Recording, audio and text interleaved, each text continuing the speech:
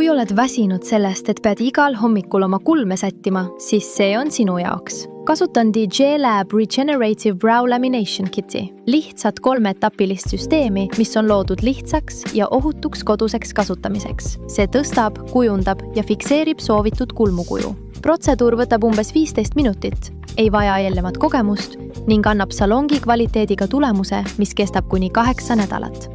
Komplektist leiad kõik vajaliku. Lifting lotion, setting lotion ja boosting mask. Komplekt sisaldab ka kulmuharja, mikroharjakesi ja selgeid juhiseid. Tänu sellele on suurepärase tulemuse saavutamine lihtne juba esimesel korral. Puhastamine. Kõigepealt puhastan kulmud meigist, õlidest ja nahahooldustoodete jääkidest. Kõige paremini töötab spetsiaalne kulmupuhastusvaht, kuid kasutada võib ka vett või mitsellarvett. Kõige olulisem on eemaldada kõik õlid ja mustus. Vaht imab kogu mustus endasse, nii et pühin selle lihtsalt niiske vatipadjaga ära.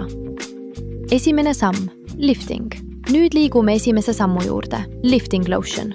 See samm pehmendab karvu, et saaksin need soovitud suunas kujundada. Kannan selle kuivadele kulmudele, alustades eestpoolt ja liikudes saba suunas, veendudes, et toode kataks ühtlaselt iga karva.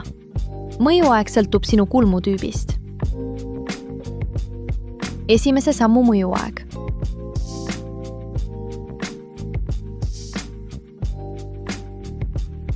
Kui harjad karvu nende loomulikule kasvusuunale vastu ja isegi mõned neist liiguvad tagasi, jäta toode kauemaks peale.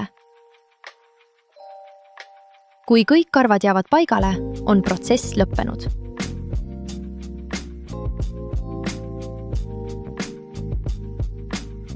Kui valmis, eemalda toode õrnalt kuiva vatipadjaga. Teine samm, setting. Nüüd liigume teise sammu juurde. Setting lotion. Selles etapis fikseerin kulmude lõpliku kuju. Kannan toote peale ja harjan karvu järgmise struktuuri järgi. Eesmine osa suunaga üles, kaar üles ja väljapoole ning saba väljapoole, et kogu tulemus näeks korrektselt tõstetud ja kujundatud välja.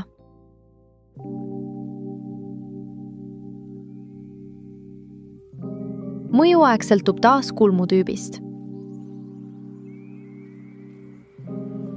Teise sammu mõjuaeg.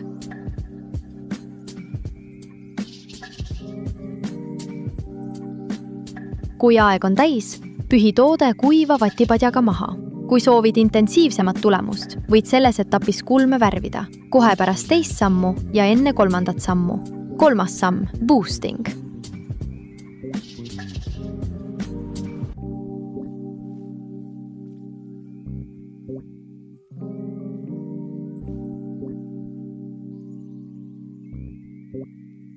See aitab hoida karvad pehmed, toidetud ja kergesti käsitletavad ning samal ajal rahustab nahka. Jätan selle peale umbes 4–7 minutiks. Pärast eemanda üleliigne kuiv vatipadja abil. Igapäevane rutiin. Kulmuõli. Lõpetuseks meeldib mulle kasutada kulmuõli. Soovitan seda kasutada iga päev. See hoiab kulmud toidetud, pehmed ja elasted ning aitab tulemusel kauem püsida. Samuti pea meeles vältida niiskust esimese 24 tunni jooksul pärast protseduuri. Lõpptulemus. Ja siin on tulemus.